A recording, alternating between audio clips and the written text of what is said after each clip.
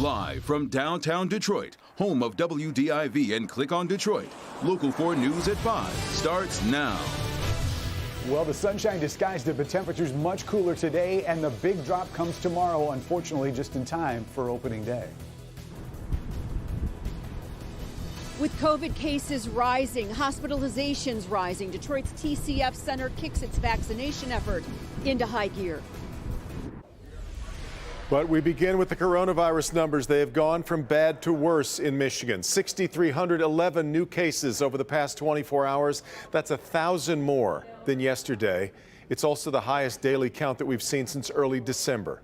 10 more deaths have also been reported over the same time.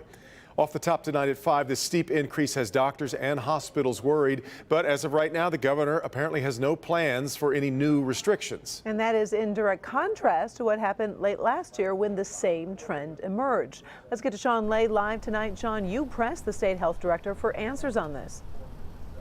She was right here and she said shots, not shutdowns in her opinion, and the state's opinion right now is the way out of this COVID crisis.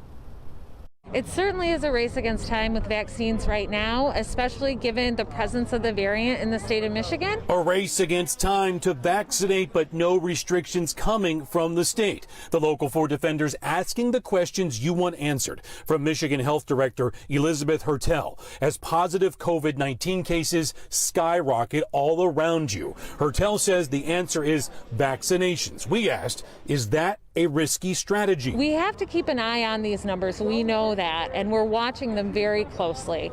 But again, given all of the metrics working together, we believe that at this point we can continue forward on a vaccine strategy while maintaining all of the limitations that we have in place. Last November 15th, the state health department enacted an emergency order, keeping restaurants, gyms closed, telling families to limit visits.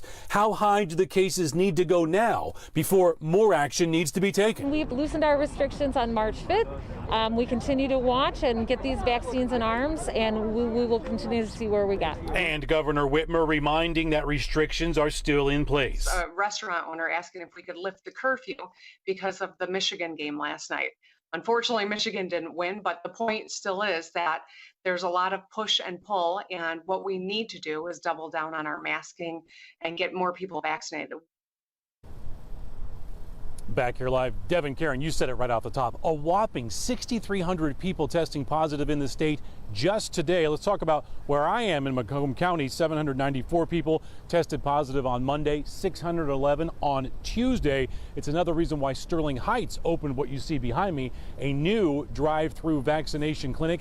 It opened today here at Lakeside Mall where the Sears used to be, the old Sears lot here, and it was busy, but you have to have an appointment, macombgov.org, macombgov.org for an appointment here at this drive-through clinic. Back to you. All right, Sean, let's take a look at where we stand now with the vaccine. 4.9, almost 5 million doses have been distributed to Michigan, 4.2 million administered thus far. And today, Mayor Duggan announced a major ramp-up of vaccines at the TCF Center. City plans to increase vaccinations from 5,000 to 8,000 shots a day, and that's thanks to a new walk-through option. Let's get to Mara McDonald this evening with how this is going to work. And Mara, you will still need an appointment, is that correct? Karen, you will still need an appointment, and you have to be a Detroiter to get in here at TCF, but that's right, you're going to have two options, drive-through, walk up. Let me show you how it's going to work. In the city of Detroit, we got more than 200 people in the hospital. It's doubled in less than 2 weeks. These are numbers we haven't seen in several months, and so far, we have not succeeded in knocking them down. The mayor with a blunt assessment of where the infections and the hospitalizations are at. Right now, only 20% of Detroiters have been vaccinated, which lags behind the statewide average of 33%. In a push to get vaccination rates up, Detroit's COVID vaccination operation is taking over the entirety of the TCF Center. We are going to give you two options at TCF starting next week. You can have the same drive-through option that you're familiar with, or you can have a walk-up option. Here's how the walk-up option works. You will park on the Cobo roof, leave your car, walk to the elevator, go down a floor, and you'll be in the vaccination area. You get your shot, wait for 15 minutes, then go back into the elevator and back up to your car. The aim is to make the process painless. We have to knock these infection rates now, because it is relatively young people gathering in crowds that is causing the hospitals to start to fill up. Back here live, something to consider when you call the city's COVID vaccination line. You're going to be given options. You know, would you like a drive-up appointment? Would you like the walk-up appointment? And here's one thing that the mayor said. If you're able-bodied, consider being okay with the walk-through, walk-up appointments so that those who have mobility issues can just do the drive-through. We're live downtown tonight at the TCF Center. I'm Mara McDonald, Local 4. Yeah, something definitely to keep in mind there. All right, thank you, Mara. Meantime, Beaumont is making some changes as cases surge and more people get vaccinated. Beaumont has expanded COVID units at all hospitals, and hospitals will now allow people who are fully vaccinated to visit patients who do not have COVID. You must be 14 days past your final dose and must show your vaccination card. President Biden traveling to Pittsburgh today to outline his plans to rebuild the nation's infrastructure and shore up the economy. A lot of Republican lawmakers are already balking at the cost of the proposal, which could top $2 trillion, and also the way the president wants to pay for it. Let's get to Alice Barr in Washington with more. Alice. Devin, President Biden argues his infrastructure plan will create jobs and stimulate the economy. But Republicans are objecting to another massive spending bill so soon after the COVID relief package. All across the country, aging bridges, roads. They really need to come fix it. Power and water systems tell the story of America's outdated infrastructure. President Biden today delivering a long-promised plan to invest $2.25 trillion in updates and repairs and create what the White House says will be millions of new jobs. We have to do this historic investment to get people back to work, to make sure we're better protected from storms, to make sure more people across the country have access to broadband. The proposals include $650 billion to rebuild roads, bridges, and ports, hundreds of billions more to bolster the nation's manufacturing sector, electric grid, water systems, and broadband internet, plus another $400 billion to care for seniors and people with disabilities.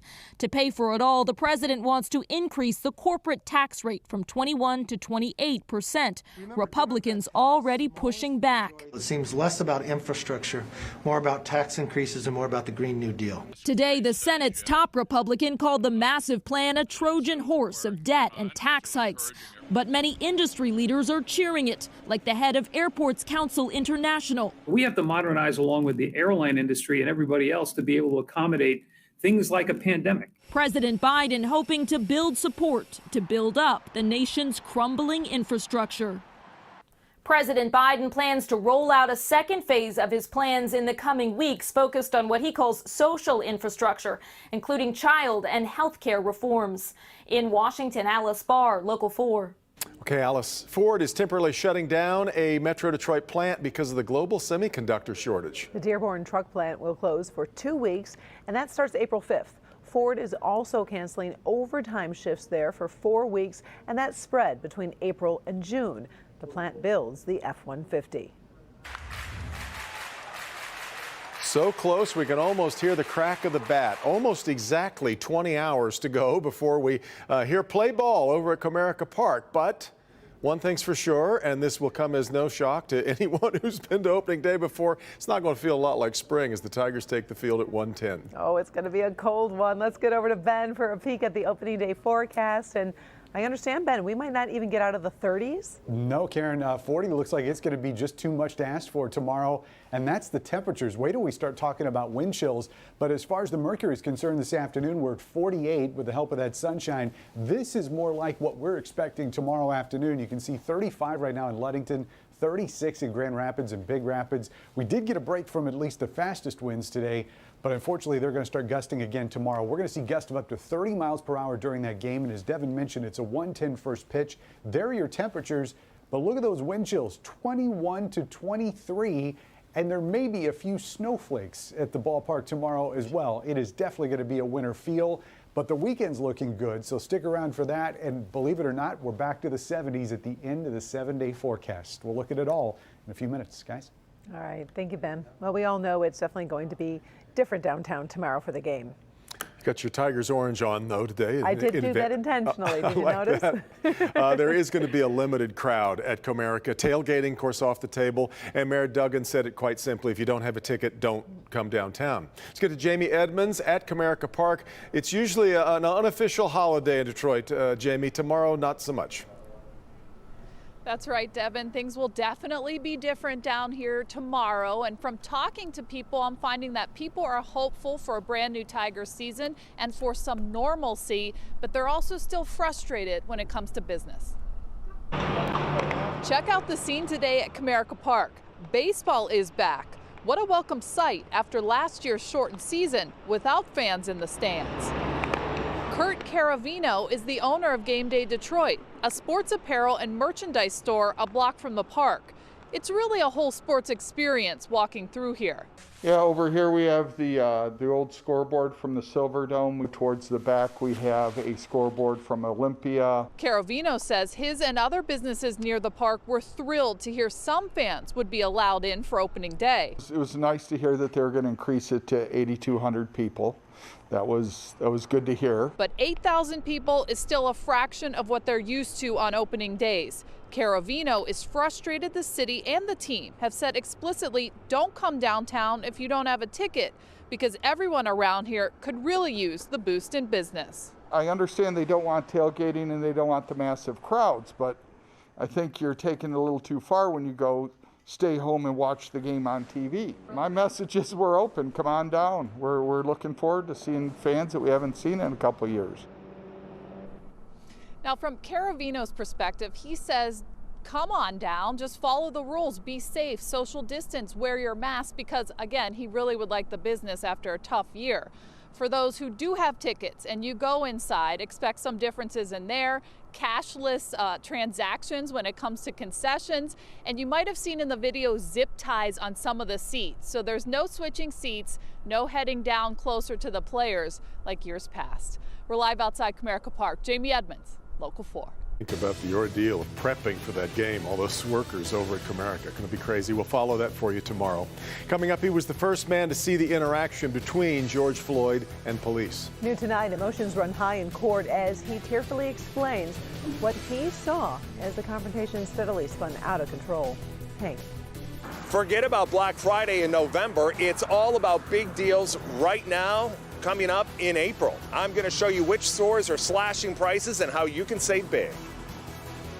All right, Hank, but first, Dr. McGeorge got his hands on some brand new data showing where the new COVID hotspots in the state really are, and the one location here in Metro Detroit that has him alarmed. We'll check with him next.